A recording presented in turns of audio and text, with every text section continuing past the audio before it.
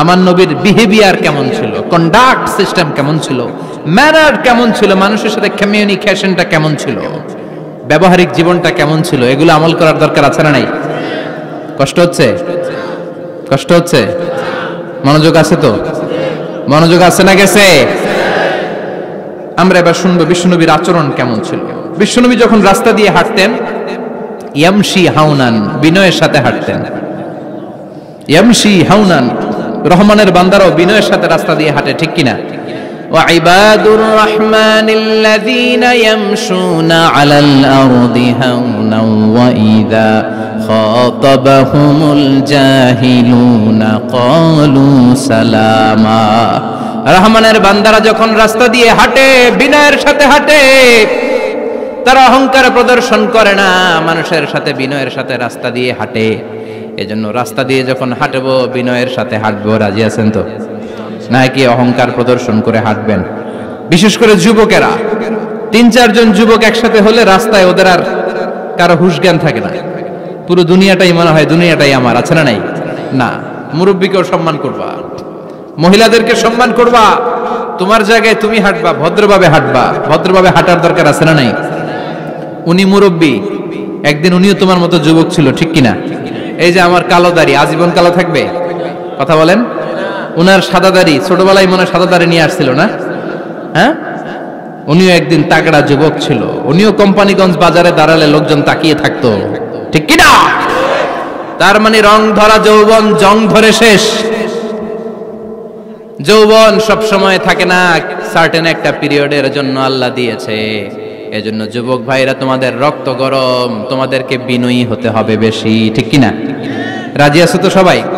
বিশ্বনবী বিনয়ের সাথে হাঁটতেন। ওয়াকানা ইয়াতাবাসসাম, সবসময় মুচকি হাসতেন। কি করতেন? মুচকি হাসেন তো আপনারা? হাসেন না? মুচকি হাসবেন, কারণ মুচকি হাসতে পয়সা লাগে না। লাগে? মুচকি হাসি দেন তো একটা। এই যে সবার এখন মুচকি হাসি, পয়সা লাগছে? কথা কন। তাবাসসুমুকা ফি ওয়াজহি আখিকা সাদাকা, you would smile to your brother, it's a charity. তুমি তোমার ভাইয়ের দিকে তাকিয়ে যে মুচকি হাসবে, এত সদকা দেওয়ার সওয়াব হয়ে যাবে। বিশ্বনবী সব সময় মুচকি হাসতেন। হাসি 3 ধরনের, তাবাসসুম, দিহক, কাহকাহা। কাহকাহা মানে অট্ট হাসি, আলিফ লাইলার দত্তরা যেমন হাসি দেয় ওই হাসি। এটা নামাজের মধ্যে কেউ দিলে নামাজও শেষ, ওযুও। আর দিহক, হালকা আওয়াজে হাসি, সামান্য দাঁত দেখা যায় মাঝে মাঝে। বিশ্বনবী মজা করে এরকম হাসি দিতেন, কিন্তু সব সময় বিশ্বনবীর ঠোঁটের মধ্যে মুচকি হাসি লেগেই থাকতো। তাহলে আমরা বিনয়ের সাথে হাঁটবো, নাম্বার 1। নাম্বার 2, সব সময় মুচকি হাসবো। রাজি আছেন? ঘরে যেই স্ত্রীকে একটা মুচকি হাসি দিবেন, আজকে রাতেই দিবেন, যেই একটা মুচকি হাসি। রাজি আছেন?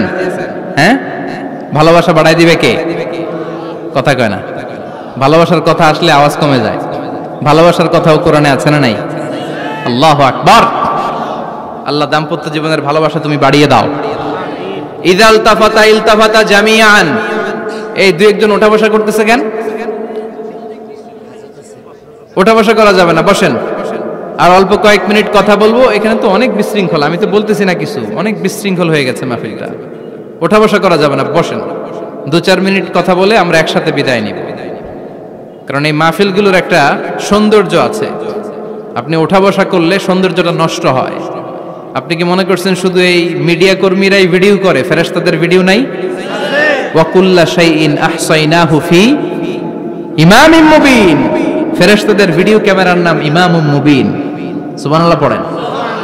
এই ইমামুম মুবিন নামক ক্যামকর্ডার, এটা দিয়ে তারা রেকর্ড করে নিয়ে যায়। এজন্য ওঠা বসা করলে এটা সুন্দর লাগবে। কথা বলেন। আর উঠবেন কেউ? আর কয়েক মিনিট কথা বলবো, আমরা কেউ উঠবো না ইনশাআল্লাহ। পড়েন। ইযা ইলতাফাতা ইলতাফাতা জামিআন। বিশ্বনবীর যদি ডানে বায়ে কোথাও তাকানোর দরকার হতো, উনি আর চোখে তাকাতেন না। অনেকে এইভাবে বসে আছে, ডানে এমনে তাকায়, এমনে আছে না নাই? এইভাবে এমনে তাকায়, আছে না নাই? এভাবে তাকানো যাবে না। বিশ্বনবী ডানে তাকানোর দরকার হলে ইলতাফাতা জামিআন, অ্যাবাউট টার্ন, ঘুরে যেতেন, ঘুরে এইভাবে তাকাতেন। আবার বায়ে তাকানোর দরকার হলে বুকটা নিয়ে, শরীরটা নিয়ে ঘুরে যেতেন, এইভাবে তাকাতেন। সুবহানাল্লাহ পড়বেন না? আর চোখে তাকানো কি ভালো স্বভাব? বিশ্বনবী ইদাল তাফাতা ইলতাফাতা জামিআন, যেদিকে তাকাবেন ওদিকে ফুললি মনোনিবেশ করতেন, তারপরে তাকাতেন। সুবহানাল্লাহ পড়েন। ওয়া কানা মুস্তাহিয়ান, লাজুক ছিলেন, বেশ লাজুক। এখন সমাজে লাজুকতা নাই, লাজ শরম আমরা হারাতে বসেছি, ঠিক কিনা? বিশ্বনবী আসাদ্দু হায়াআন মিনাল আযরা ফি খিদরিহা, যেই মেয়েদের বিয়ে হয় নাই, এমন ভার্জিন নারী, কুমারী নারী যারা পর্দার ভেতরে অনেক লাজুক হয়ে বসে থাকে, বিশ্বনবী পর্দার আড়ালের ওই কুমারী নারীদের চাইতেও বেশি লাজুক ছিলেন। এত লাজুক ছিলেন, এত লাজুক ছিলেন, লজ্জা পেলে চেহারাটা বিশ্বনবী লাল হয়ে যেত। ছোট্টবেলায় হালিমাতুস সাদিয়ার বাড়িতে যখন দুধ খেতে গিয়েছিলেন, বিশ্বনবীর দুধমা হালিমাতুস সাদিয়া বলে, এই কুরাইশি মুহাম্মদ ছেলেটাকে কখনো কাঁদতে দেখি নাই। ক্ষুধা লাগলেও কাঁদে না, ব্যথা পেলেও কাঁদে না, শুধু লজ্জাস্থানের জায়গা থেকে কাপড়টা একটু সরে গেলে ছোট্ট মুহাম্মদ চিৎকার দিয়ে ওঠে। কি বুঝে সে? ক্ষুধা লাগলেও কাঁদতো না, ব্যথা পেলেও কাঁদতো না, লজ্জাস্থানের জায়গা থেকে কাপড় সরে গেলে বিশ্বনবী চিৎকার দিয়ে উঠতেন। সুবহানাল্লাহ পড়েন। এজন্য লজ্জা শরমের দরকার আছে না নাই? ইযা লাম তাস্তাহি ফাসনা মা শিতা, যদি লজ্জা শরম না থাকে যা মন চায় তাই করতে পারো। এটা আমাদের বাংলাদেশে ব্যাপক, লাজ শরম কিচ্ছু নাই, যে যেটার যোগ্য না সে সেইটা করতে যায়, ঠিক কিনা? এই যে হিরো আলমের মনোনয়ন নিয়ে টানাটানি, কোনো লজ্জা শরম আছে? আমার যোগ্যতা থাকতে হবে না? আমাকে রাজনীতি জানতে হবে না? আমাকে যদি আজকে বলে মিজানুর রহমান আজহারি আপনি অনেক কোয়ালিফাইড লোক, আপনি কালকেই দেশের প্রধানমন্ত্রী, আমি ওই জায়গায় বেহুশ, কারণ আমার নাই কোনো রাজনৈতিক জ্ঞান, নাই কোনো ডিপ্লোম্যাটিক জ্ঞান, নাই কোনো কূটনৈতিক জ্ঞান, এই কাজ আমার নয়। এজন্য লাজুকতার বড় দরকার। যেখানে যার বসা দরকার সে সেখানে যাবে। কিয়ামতের আগে যেই লোক যেই চেয়ারে বসার দরকার ওই লোক ওই চেয়ারে বসবে না। এটা হলো কিয়ামতের আলামত। জোরে কোন ঠিক কিনা? সভাপতি হওয়ার যোগ্যতা নাই, সভাপতি হয়, আছে না নাই? সেক্রেটারি হওয়ার যোগ্যতা নাই, সেক্রেটারি হয়, এরকম সমাজে আছে না নাই? নেতা হওয়ার যোগ্যতা নাই, নেতা হয়, আছে না নাই? সবগুলো কিয়ামতের আলামত। আমার বিশ্বনবী এমন লাজুক ছিলেন, বিশ্বনবীর মতো এমন লাজুক নবী আর কেউ ছিল নাকি? কথা বলেন। ওয়া কানা আসহাবুল মাইমানা, বিশ্বনবী ডানপন্থী ছিলেন। কি পন্থী? কি পন্থী? মুষ্টিবদ্ধ ডান হাতটাকে এরকম উপরের দিকে করেন আর চিৎকার করে বলেন, বিশ্বনবী কোন পন্থী ছিল? আমরা কোন পন্থী? জান্নাতে কারা ঢুকবে? কোন বামপন্থীর স্থান জান্নাতের ভেতরে হবে? চিৎকার করে বলেন, কোন নাস্তিক জান্নাতে ঢুকতে পারবে? এজন্য নবীদের মতো ডানপন্থী হতে হবে। যেরকম ঠিক কিনা? বিশ্বনবী সব ভালো কাজগুলো ডান দিক দিয়ে করতে পছন্দ করতেন। জামা পরলে ডান দিক দিয়ে, খাবার বিতরণ করলে ডান দিক দিয়ে, মুসাফা করা শুরু করলে ডান দিক দিয়ে, ডান দিক দিয়ে ভালো কাজ বিশ্বনবী পছন্দ করতেন। সুবহানাল্লাহ পড়েন। আসহাবুল মাইমানা, বিশ্বনবী মেহমানদারি করতে পছন্দ করতেন। আমরা করি তো? মেহমানদারি করান? মেহমান ঘরে আসলে ভালো লাগে? খারাপ লাগে কার কার দেখি? সবার ভালো লাগে, কিন্তু আমরা অনেকে খুশি হই না। মেহমান আসলে নাখোশ হই, নিজে খাইতে পাই না। মেহমান আইছে কে? খাওয়ামু করতে, খাওন নাই, যেন ও খাওন বানাইছে। খাওন পাঠায় কে? রিজিক দেয় কে? গোটা বিশ্বের সবাই মিলে আমরা একটা চাল বানাতে পারবো নাকি? ও মিয়া চাইনিজ চাউল না, চাইনিজ ডিম না, ওগুলো সবাই পারে, ঠিক কিনা? আল্লাহর বানানো ন্যাচারাল চাল, গাছের মধ্যে হওয়া যেই চাল, ধান আল্লাহ তৈরি করেছে, এরকম ধান, এরকম একটা পেয়ারা, এরকম ছোট্ট একটা কমলার টুকরা গোটা বিশ্বের সবাই মিলে বানাতে পারে নাকি? এজন্য রিজিকের মালিক কে? মেহমান আপনার রিজিকে ভাগ বসাতে আসে না, সে তো তার রিজিক নিয়ে আসে, সে আরো এসে আপনার রিজিকে বরকত ঢুকিয়ে দিয়ে যায়। চিল্লা এখন ঠিক কিনা? কারণ আমরা বরকতে বিশ্বাসী।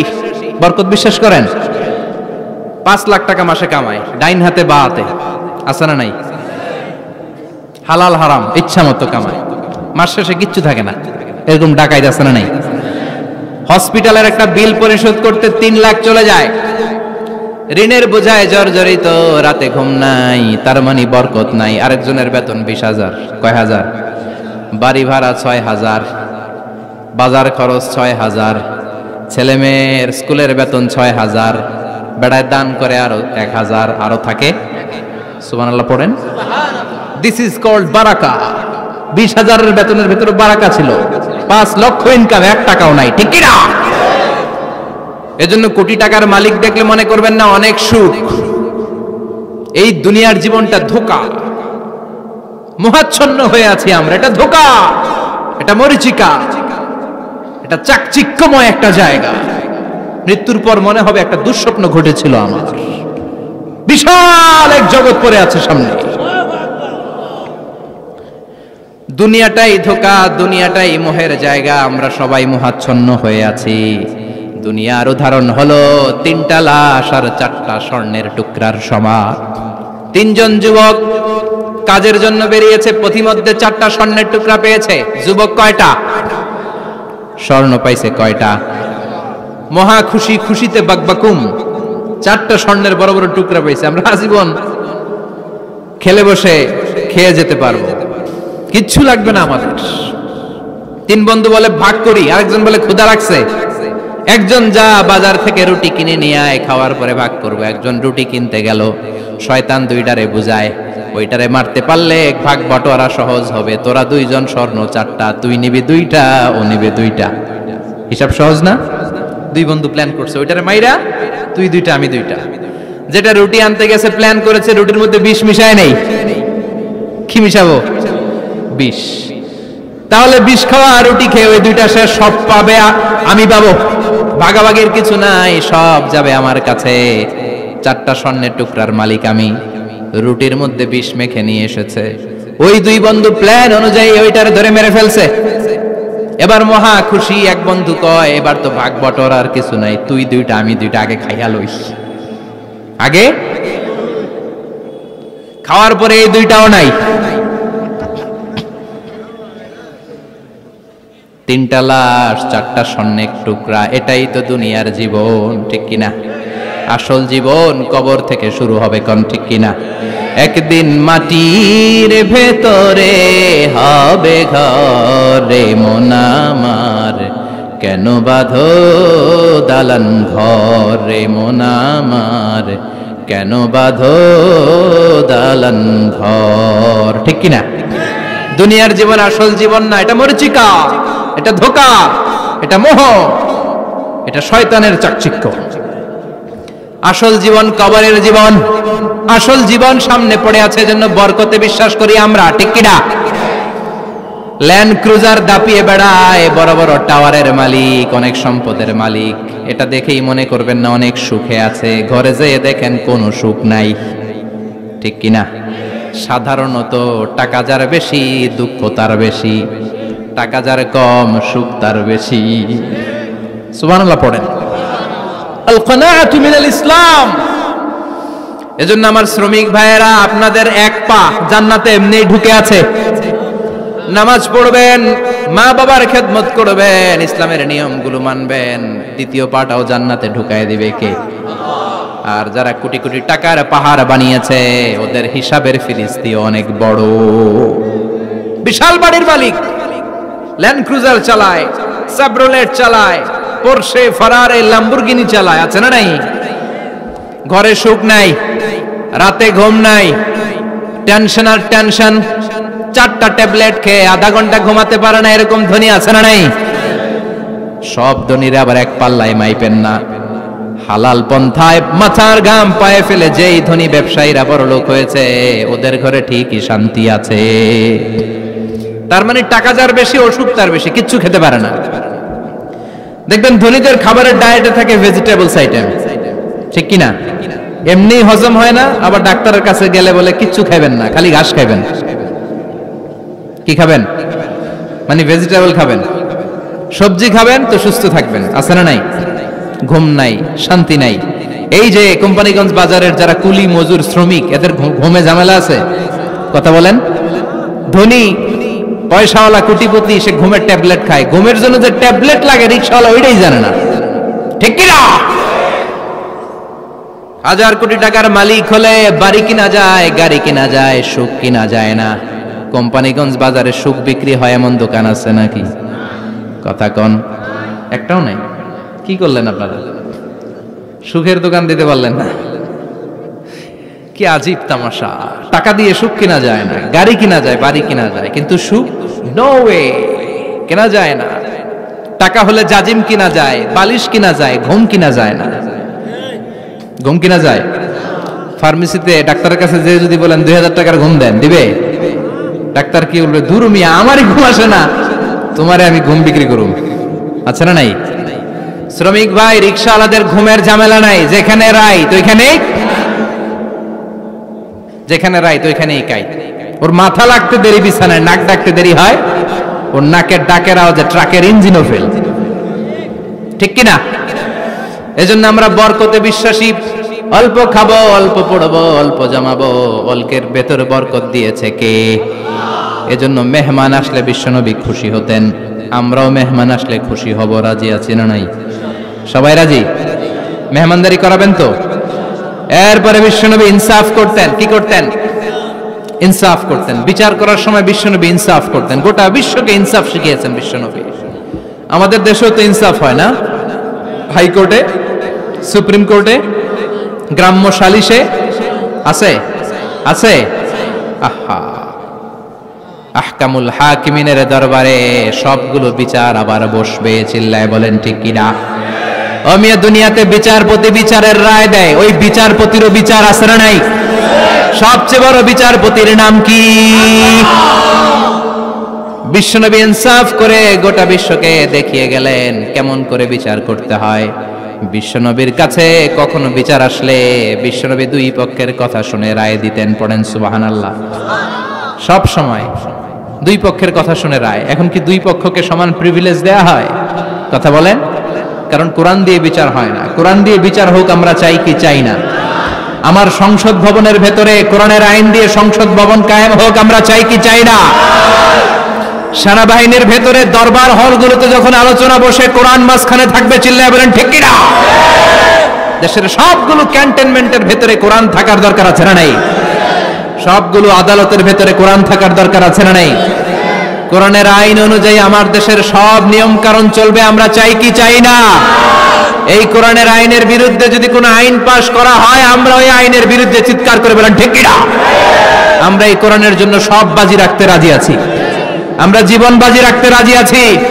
আমরা দেহের তাজা রক্ত বিলিয়ে দিতে রাজি আছি। জোরে বলেন ঠিক কিনা? কোরআনের জন্য কে কে ময়দানে থাকতে রাজি আছেন? হাত উঁচু করে আল্লাহর দেখা।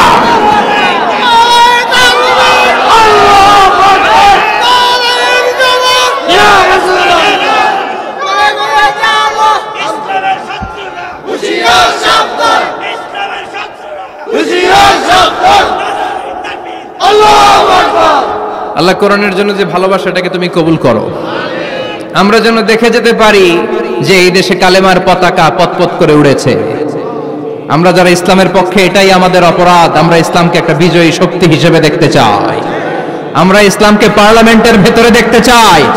আমরা কালিমার পতাকা পতপত করে উঠছে এটা দেখে যেতে মরতে চাই। চিল্লায় বলেন ঠিক কিনা?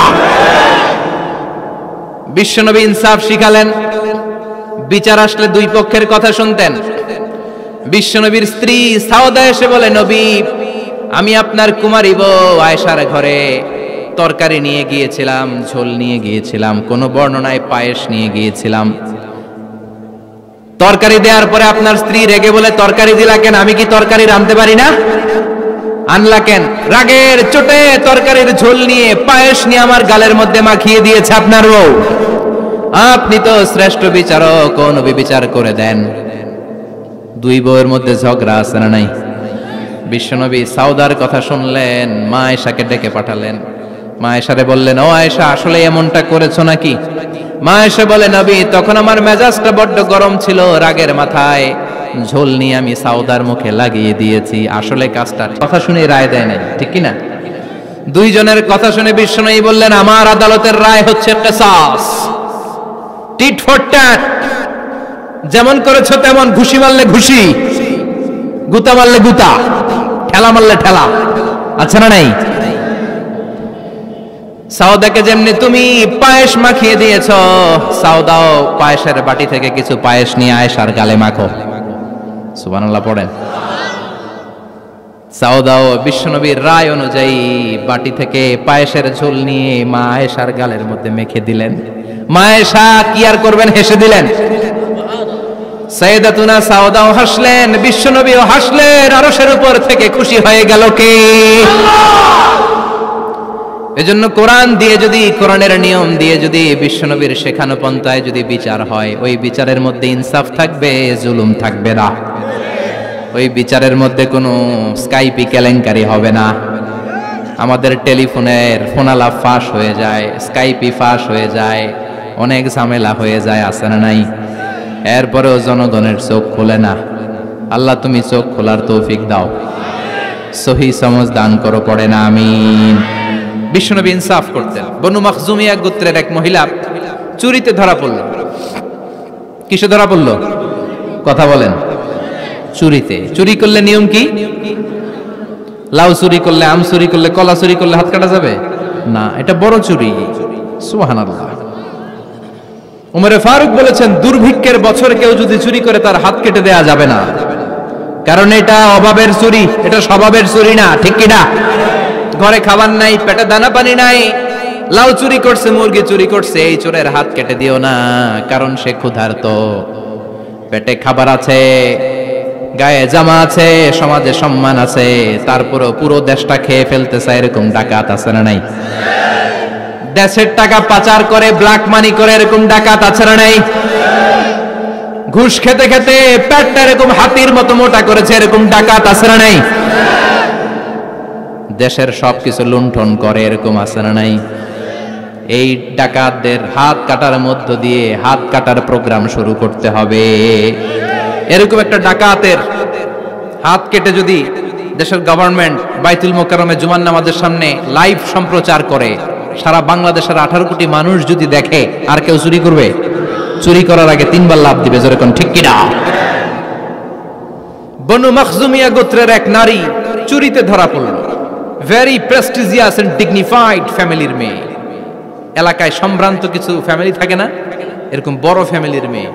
সব সাহাবারা বলল, এখন যদি নবী হাত কেটে দেয় মদিনাতে তো মারামারি হবে। ওসামা বিন যায়েদকে বলল, ওসামা তুমি বিশ্বনবীর সবচেয়ে প্রিয় পাত্র, হুব্বু রাসূলিল্লাহ, তুমি যাও বিশ্বনবীরে বলো হাত যেন কেটে না দেয়। ওসামা যে বলে, নবী গো, সব সাহাবারা বলেছে এই মেয়ের হাত কাটলে মদিনায় ঝামেলা হবে, হাত কেটে দিয়েন না। এই কথা শুনে বিশ্বনবীর চেহারাটারে লাল করে দিল কে? বিশ্বনবী বললেন, ওসামা কোত্থেকে এত বড় স্পর্ধা পেলি রে তুই ওসামা? এই আইনটা তো আমি বানাই নাই, আরশের উপর থেকে এই আইনটা নাজিল করেছে কে? السارق والسارقة فاقطعوا أيديهما جزاء بما كسبا نكالا من الله والله عزيز حكيم. Subhanallah পড়েন। If anyone steal something very precious from the society, from house, the government should cut down his right hand. দামি কিছু চুরি করলে গভর্নমেন্ট কাটবে, আমরা কাটতে পারবো? এটা সরকারের কাজ, সরকার ডান হাত কেটে দিবে। ওসামা, এটা আল্লাহর আইন। কেমন করে আল্লাহর আইনে তুমি সুপারিশ করতে আসো? কোন বনু মখজুমিয়া গোত্রের মেয়ে? ওই মেয়ে তো দূরের কথা, আমার কলিজার টুকরা ফাতেমাও যদি চুরি করে, আমি রামদা নিয়ে ফাতেমার ডান হাতটা এক কোপ দিয়ে কেটে দিতে এক মুহূর্ত দেরি করব না রে ওসামা। জাস্টিস, ইনসাফ শিখে নাও। কেমন করে প্রতিষ্ঠা করেছে বিশ্বনবী, চিৎকার করে বলেন ঠিক কিনা? এগুলো হচ্ছে বিশ্বনবীর অভ্যাস, আচরণ। বিশ্বনবী ধীরস্থির ভাবে কথা বলতেন, তাড়াহুড়ো করতেন না। সাহাবারা বলতেন, বিশ্বনবী যখন কথা বলতেন প্রতিটা শব্দ আলাদা করা যেত, প্রতিটা অক্ষর আলাদা করা যেত। আল্লাহু আকবার। আবার জরুরি কোনো কথা যখন বিশ্বনবী বলতেন, ওইটাকে 3 বার বিশ্বনবী রিপিট করতেন। কয়বার? কারণ জরুরি। কারণ কি? যেন না ভুলে যায়, ভুল যেন না হয়, 3 বার বলতেন। বিশ্বনবী একবার তাকওয়া নিয়ে ওয়াজ করতেছিলেন, আর বলছিলেন, তাকওয়া হা হুনা হা হুনা হা হুনা, তাকওয়া এইখানে এইখানে এইখানে। কয়বার বললেন? কারণ তাকওয়ার ওয়াজ কি কম গুরুত্বপূর্ণ নাকি বেশি গুরুত্বপূর্ণ? তাকওয়া মানে কার ভয়? যাদের হৃদয়ে আছে আল্লাহর ভয়, তারা কভু পথ ভুলে যায় না।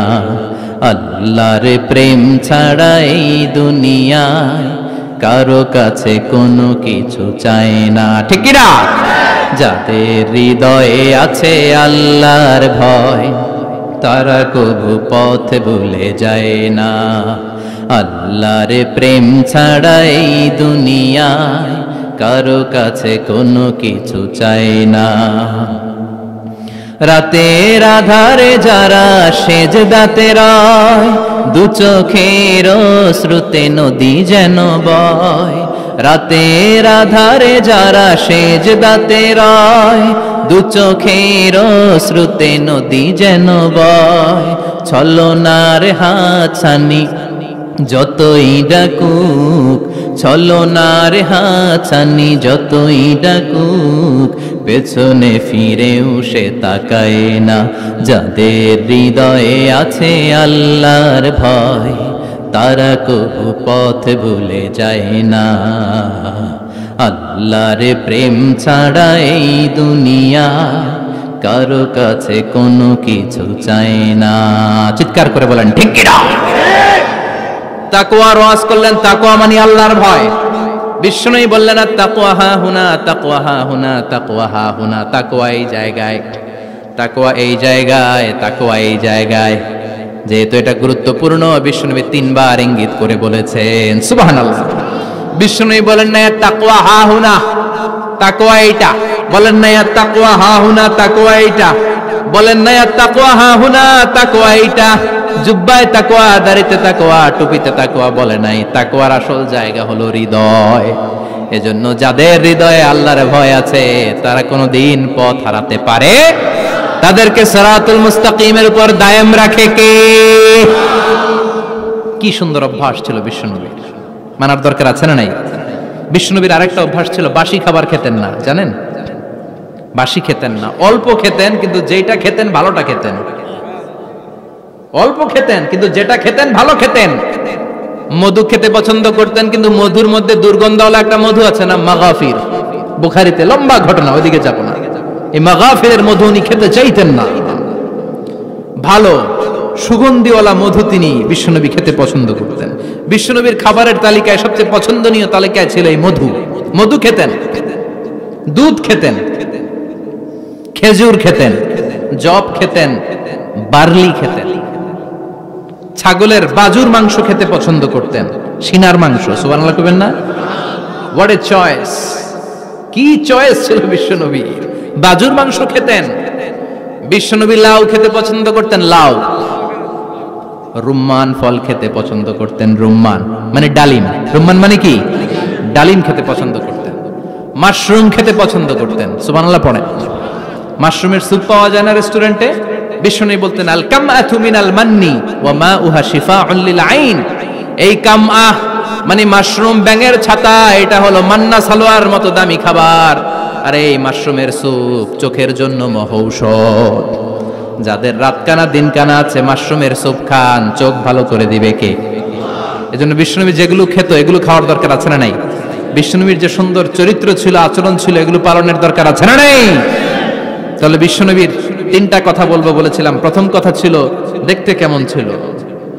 অনেক কথা এত বলা যাবে না, সংক্ষেপে বললাম যে বিশ্বনবীর আচরণ কেমন ছিল। এখন শুনবো, শেষ কথা বলে যাই, বিশ্বনবীর ইন্টেলেকচুয়াল পাওয়ার কেমন ছিল, ওনার বুদ্ধিমত্তা কেমন ছিল। Our beloved prophet Muhammad, the last messenger, was a very good mediator. বিশ্বনবী ভালো মিডিয়েটর ছিলেন। বিশ্বনবী ভালো মধ্যস্থতাকারী ছিলেন। ঝগড়া লাগলে মিলাই দিতে পারতেন চমৎকার। সুবহানাল্লাহ। বাড়িতে যায়া জিমায় পড়ছেন? কষ্ট হচ্ছে? আর কয়েক মিনিট পড়বো, একটা তাকবীর দেন, লিল্লাহি তাকবীর। He was a very good mediator. মধ্যস্থতাকারী ব্যক্তিত্ব ছিলেন। স্বামী স্ত্রীর মধ্যে ঝগড়া লাগলে মিলায়া দিতেন, বন্ধু বন্ধু ঝগড়া মিলায়া দিতেন, সমাজে সমাজে মারামারি মিলায়া দিতেন। মক্কা থেকে মদিনায় যখন গেলেন, মদিনায় 120 বছরের একটা যুদ্ধ চলছিল, কেউ যুদ্ধটা থামাতে পারে না। বিশ্বনবী 7 দিনের ব্যবধানে যুদ্ধ থামিয়ে দিলে। Intellectual capacity, very good mediator. এজন্য বিশ্বনবীর উম্মত যারা, তাদের অভ্যাস হবে ঝগড়া লাগায় দেওয়া যাবে না, মিলায় দিতে হবে, ঠিক কিনা? আমরা যদি ঝগড়া দেখি দূর থেকে আরো লাগায় দিতে চাই, আছে না নাই? কোম্পানিগঞ্জ বাজারে ঝগড়া, কয় লাগুক কারো লাগুক, ধরবি না, থামাবি না, দূর থেকে মজা দেখি, মজাই লাগে, এরকম ডাকাইতাছে না নাই? আগুন লাগলে পানি দিয়ে নেবায়, অনেকে তেল ঢালে, আছে না নাই? কি করবেন? মিলিয়ে দিবেন। আপনার মর্যাদা বাড়িয়ে দিবে কে? বিশ্বনবী ভেরি গুড মিডিয়েটর ছিলেন। বিশ্বনবী লজিক্যাল এবং রেশনাল ছিলেন, বুদ্ধিমত্তাকে কাজে লাগাতেন। এক সাহাবী এসে বলে, নবী ইযান লি বিজিনা, আমারে জিনার অনুমতি দেন। কিসের অনুমতি? কার কাছে অনুমতি চাইলো? অন্যান্য সাহাবারা এই যুবক ছেলেটাকে ধমকাতে লাগলো, বসো, এই মিয়া বসো, বিশ্বনবীর কাছে কি কথা বলে এগুলা? ওই যুবক বসে রইল। বিশ্বনবী কাজ সারলেন, এরপর বললেন, আইনা শাবাব, ওই যুবকটা কোথায়, এদিকে আসো, কি চাইছো বলো। কয়, বিশ্বনবী আপনি আমারে জিনা করার অনুমতি দেন। বিশ্বনবী যুবকটারে কাছে ডেকে আনলেন, বললেন, ও যুবক, তোমার ঘরে বোন আছে কিনা? কয়, আছে। তোমার বোনের সাথে কোনো পুরুষ জিনা করুক, তোমার কেমন লাগবে? সে বলে, আমি এই পুরুষটারে হত্যা করব। হত্যা করবা? ওকে, ডান। তোমার ঘরে মা আছে কিনা? আছে। তোমার মায়ের সাথে পর পুরুষ জিনা করবে, কেমন লাগবে? কয়, আমি সাইজ করবো ওরে। তোমার ঘরে স্ত্রী আছে কিনা? আছে। তোমার স্ত্রীর সাথে যদি কেউ জিনা করে কেমন লাগবে? বলে, আমি তারে ছাড়বো না। বিশ্বনবী বললেন, তাহলে যেই মহিলার সাথে তুমি জিনা করবা সেও তো কারো বোন, সেও তো কারো স্ত্রী, সেও তো কারো মা, ঠিক কিনা? সুবহানাল্লাহ, হোয়াট অ্যান ইন্টেলেকচুয়াল ক্যাপাসিটি। যুবক বলে, তাই তো, এভাবে তো ভাবি নাই। আমি যার সাথে পাপ কর্ম করব সেও তো কারো বোন হবে, সেও তো কারো মা হবে, সেও তো কারো স্ত্রী হবে। ও নবী, আপনি আমারে মাফ করে দেন, আমার জন্য দোয়া করে দেন যেন তাকওয়ার উপর জীবন প্রতিষ্ঠা করতে পারি। লজিক্যালি জিনিসকে সলভ করার চেষ্টা করতেন। মুআয ইবনে জবালকে বিশ্বনবী সাল্লাল্লাহু আলাইহি ওয়াসাল্লাম ইমাম বানিয়ে পাঠালেন। উনি ইমামতি করতে গেলেন এক মসজিদে। মাগরিবের সালাতে উনি লম্বা কেরাত ধরলেন। এশার নামাজ শুরু করলেন সূরা বাকারা দিয়ে, কোরআনের সবচেয়ে ছোট সূরা। হ্যাঁ, বড়? কত বড়? বিশাল বড়। এখন ওই এলাকার মুসল্লিরা ছিল কৃষক মুসল্লি। এক কৃষক মুসল্লি সাহাবী নামাজের পেছনে দাঁড়ালেন, দেখলেন বাকারা দিয়ে দৌড়ছে, কেরাত শেষ হয় না, আর দাঁড়িয়ে থাকতে পারে না, পায়ে ব্যথা করে, পিঠে ব্যথা করে। কিছুক্ষণ পর রেগে মেগে নামাজ ছেড়ে দিয়ে বারান্দায় নামাজ পড়ে বিশ্বনবীর কাছে বিচার দিতে গেলেন। যে বললেন, নবী এমন ইমাম পাঠাইছেন এশা পরে বাকারা দিয়া। বিশ্বনবীকে সর্বনাশ, মুআয তো ভেজাল লাগাই ফেলতেছে। ডেকে পাঠালেন, সহিহ বুখারীর বর্ণনা। বিশ্বনবী বললেন, মুআয, হোয়াট আর ইউ ডুইং দেয়ার? কি করছো তুমি সেখানে? আফাতানুন আনতা ইয়া মুআয, ও মুআয, তুমি কি ফিতনা বাজাও নাকি? তুমি কি ফিতনা ছড়াচ্ছ নাকি? খেটে খাওয়া মানুষ, কৃষক মানুষ, মাঝারি সাইজের কত সুন্দর সূরা আছে, ওয়াদ-দুহা ওয়াল-লাইলি ইযা সাজা, আল কারিআতু মাল কারিআ, সানানাই, আলহাকুমুত তাকাসুর, সানানাই। এগুলো দিয়ে না পড়ে বড় বড় সূরা ধরলা কেন্দ্রে মুআয। আফাতানুন আনতা ইয়া মুআয, তোমারে কি আমি অ্যাপয়েন্টমেন্ট দিছি তুমি ফিতনা বাজাবা? খবরদার মুআয, ইয়াসসিরু ওয়ালা তুআসসিরু, ইসলামকে মানুষের কাছে সহজ করে উপস্থাপন করবা।